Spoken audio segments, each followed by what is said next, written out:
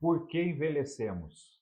Hoje a gente vai conversar aqui no vídeo com vocês, explicar algumas teorias dos motivos que os pesquisadores encontram pelos quais nós envelhecemos. Se nós soubermos os motivos, a gente pode trabalhar para minimizar as consequências do envelhecimento.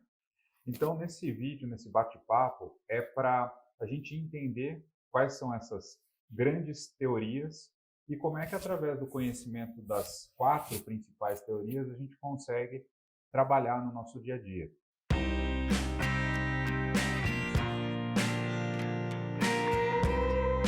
Então, vamos lá. Quais são essas quatro grandes teorias, as mais aceitas? A primeira é que nós começamos a ter o encurtamento dos telômeros. Então, o que é um telômero? É como se fosse uma proteção do nosso DNA.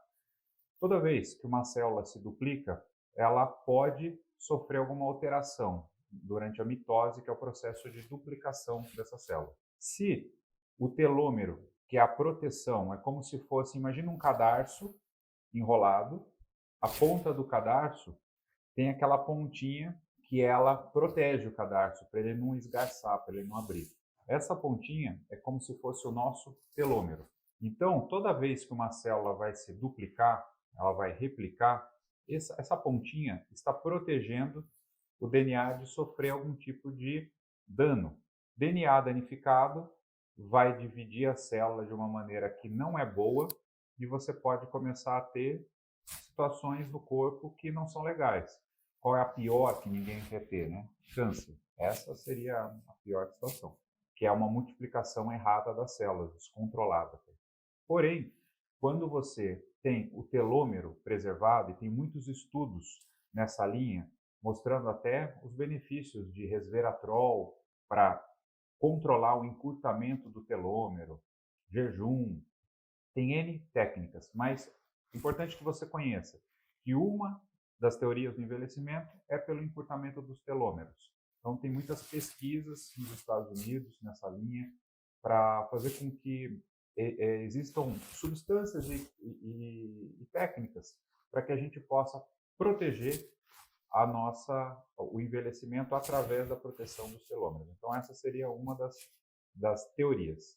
A segunda teoria que nós podemos também classificar como uma teoria importante é do estresse oxidativo. Radicais livres formados no nosso corpo, eles vão prejudicar, quando em excesso, as células e vai começar a envelhecer. Envelhecer é enferrujar. Então lembra que estresse oxidativo é muito parecido quando a gente pega um pedaço de cano de ferro sem proteção, joga no tempo e deixa ele lá vários meses. Ao longo do tempo, o que isso vai gerar? Aquele ferrugem. E o ferrugem, aos poucos, ele vai furando, né? Vai deteriorando, vai diminuindo a força ali do ferro, ele vai formando até buracos. Então imagine que o nosso corpo, ao longo dos anos, ele pode estar sofrendo do estresse oxidativo, que aí tem várias causas que depois a gente conversa com vocês, mas estresse oxidativo é enferrujar. Quando o estresse oxidativo acontece em excesso no nosso corpo, porque tudo é importante o equilíbrio, o estresse oxidativo é importante para matar vírus e bactérias, para matar tudo que tem de coisa ruim no nosso corpo, para fazer uma faxina em toxinas, em células ruins. Porém, quando em excesso, aí sim nós teremos problemas. E assim, dessa maneira, estaremos também envelhecendo. Então já temos duas coisas que já sabemos de envelhecimento para que a gente possa depois trabalhar na prevenção desse envelhecimento, para diminuir as consequências. A outra causa de envelhecimento, também muito pesquisada, é a glicação. Glicação o que é? É o excesso de açúcar. Quando a gente tem uma média no sangue de açúcar acima do ideal, você começa a caramelizar. Eu estou falando de maneira bem simples, né? Sem entrar muito na bioquímica, para que vocês possam entender isso de forma fácil e possam utilizar. Então pensa, todo tipo de alimentação que você está fazendo que tenha excesso de açúcar e que vá, de uma certa maneira, como resultado, ter um aumento da média de açúcar no sangue, você está tendo essa sobra. Essa sobra, a longo prazo, ela começa a se ligar, a sobra do açúcar, o açúcar se liga às proteínas, Ligação de açúcar com proteína igual a glicação. E glicação, se você quiser entender um pouco melhor, é só você jogar um pouquinho de açúcar, esquentar esse açúcar lá com água mesmo, ou mesmo com leite numa frigideira, e você começa a evaporar o líquido, começa a endurecer. Quando você vai fazer um caramelo, por exemplo, caramelo é isso, é uma glicação. E essa caramelização de substâncias e estruturas no nosso corpo começa a dificultar o bom funcionamento do corpo. Inclusive a pele, rugas na pele, geralmente elas vêm pela glicação. Então, glicar é envelhecer. Quando nós estamos com excesso de açúcar, isso vai repercutir no corpo como um todo. Então, você pode ter essa glicação atrapalhando a microcirculação, que é um dos grandes problemas de quem tem diabetes.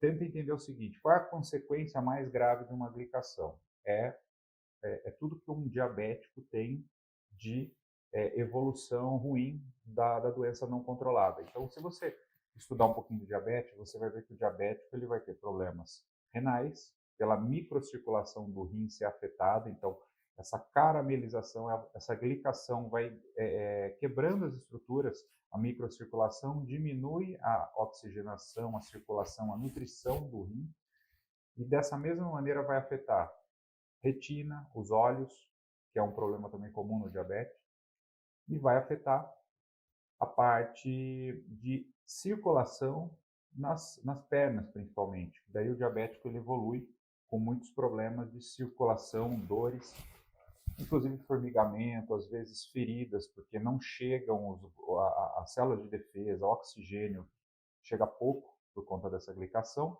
e com isso a gente começa a ter o envelhecimento, no caso do diabetes, que é muito semelhante ao que acontece mesmo com quem não tem diabetes, mas é um jeito interessante de você associar o problema do excesso de açúcar com o que todos podem ter e por que isso influencia no envelhecimento.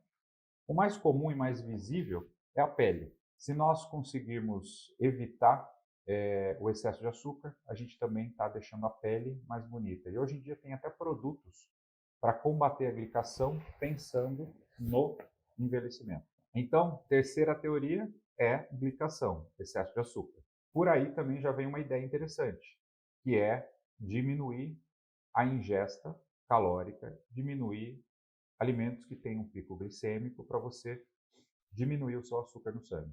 Terceira causa, nós já conversamos. Agora, a quarta causa também é muito falada ultimamente, que é o declínio hormonal. Imagina que durante muitos anos se pensava que era normal, depois de certa idade, você ter a queda dos hormônios, de todos os hormônios. A partir dos 40 anos, a gente começa a ter declínio de testosterona, no caso das mulheres, de todos os hormônios femininos, progesterona, estradiol, estriol, todos os hormônios que dão essas características femininas, e também queda de DHEA, queda de pregnenolona, todos os hormônios de maneira geral acabam reduzindo com a idade. Então você vê uma curva que começa a redução aos 40 anos, no caso da mulher a menopausa por volta dos 50, 51 anos, o homem a andropausa 50, 55 anos, e você chega, tanto homem quanto mulher, com 60 anos, com poucos hormônios se nada for feito. Agora, envelhecemos porque perdemos os hormônios ou perdemos os hormônios porque envelhecemos?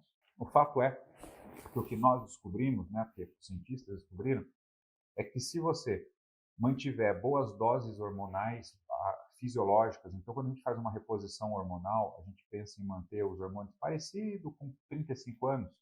O que acontece com isso? Você está mantendo o corpo funcionando de maneira semelhante, com doses hormonais fisiológicas que não aumentam de modo geral, falando aqui de modo geral para vocês, risco de câncer, e aí você também vai prevenir os efeitos do envelhecimento. Então, temos 4 causas para que nós possamos, dentro da clínica, dentro do consultório, trabalhar com os nossos pacientes. Mas qual que é a mais correta? Hoje nós não temos essa resposta. Mas se eu já sei que são 4 causas muito plausíveis e muito pesquisadas e que fazem sentido fisiológico, eu devo sim trabalhar as 4. Então, o paciente que me procura, que tem alguma doença autoimune, que tem algum problema na tireoide, que está querendo emagrecer, que tem algum problema, alguma outra doença crônico-degenerativa, nós vamos tratar o corpo para ajudar a esse paciente melhorar, dar oportunidade para o corpo curar as próprias doenças. Só que tem paciente que me procura que quer ter qualidade de vida, que quer trabalhar de forma preventiva, que quer trabalhar para evitar as consequências do envelhecimento, que pensa em longevidade, pensa em viver mais com qualidade de vida. Esse paciente que busca esse tipo de técnica, no Brasil, a gente não pode usar a palavra anti-aging. Não entendo muito bem o porquê, se nos Estados Unidos existem laboratórios de anti-aging. Mas, no Brasil, é bom ficar claro para todo mundo que eu não posso falar que são técnicas de anti-envelhecimento, porque é querer dizer que a gente consegue reverter o envelhecimento. E não é isso que eu estou falando. Estou falando que nós estudamos, sabemos que existem 4 teorias principais. Dessas 4 teorias principais, se eu sei o que envelhece, eu posso trabalhar para evitar os efeitos ruins do envelhecimento. Todos nós envelheceremos, né? E quem sabe um dia possamos viver até 120, 130 anos. Eu acho que é uma meta que toda a ciência tem buscado. Porém, chegar aos 120 anos, 130 anos, e quem sabe pode ser uma possibilidade futura, com saúde. Que seja atualmente chegar aos 100 anos, com saúde, fazendo tudo com independência, com raciocínio, lúcido. Quando a gente busca essa trajetória de vida, eu tenho que estudar isso daqui e tenho que trabalhar no consultório as técnicas que me ajudam a manter tudo isso funcionando. Todo o sistema fisiológico do corpo na sua melhor versão possível para aquela idade. E para isso eu preciso utilizar tudo isso que a gente conversou aqui como estratégia. Vamos falar um pouquinho sobre uma das estratégias das 4 que eu falei, que a gente trabalha bastante no consultório, que é a oxidação. Nós trabalhamos com as 4 estratégias. Eu gosto, já que eu sei que tem 4 possibilidades, a gente trabalha as 4. Mas a oxidação, essa oxidação você já deve ter escutado sobre o tema antioxidantes. E a gente vai ter um vídeo específico que a gente vai trabalhar todos os antioxidantes. Mas de maneira geral, para você também entender por que isso é importante, e muitas vezes eu começo pelos antioxidantes, porque o que oxida o nosso corpo tem muito a ver com o ambiente onde nós estamos inseridos. Então, existem causas de oxidação.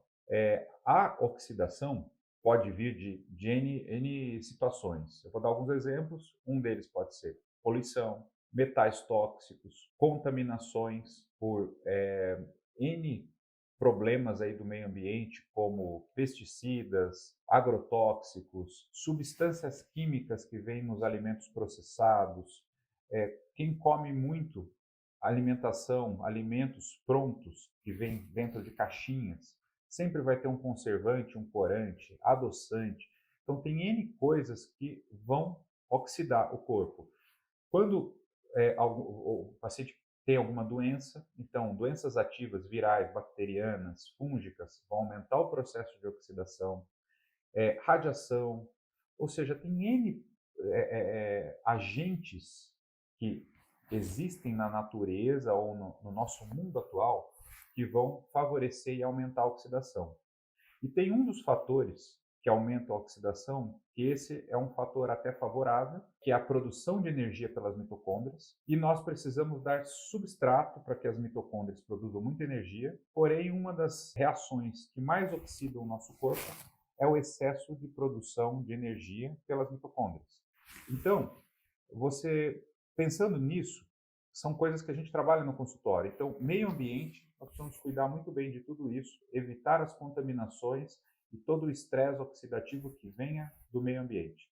E também temos que cuidar e proteger o nosso corpo do estresse oxidativo interno, que vem de doenças e que pode vir de estresse, que pode vir também do excesso de uso da nossa máquina. E o excesso de uso da nossa máquina, eu vou dar um exemplo até do esporte, para você entender um pouco melhor.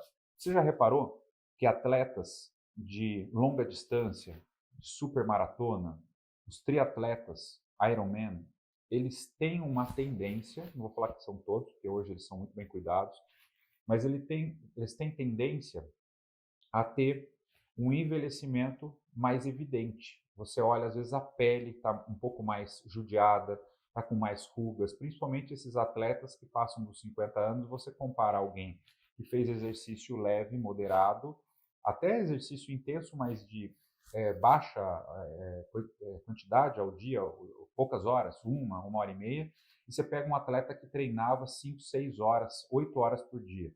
Esse atleta ele vai estar mais envelhecido, porque a máquina de produção de energia foi muito mais utilizada e de modo geral, estou falando sempre de modo geral, tá, gente? Porque vai ter gente, atletas que se super cuidaram e usaram muito antioxidantes e conseguiram evitar os processos evidentes de envelhecimento. Então, olha que interessante.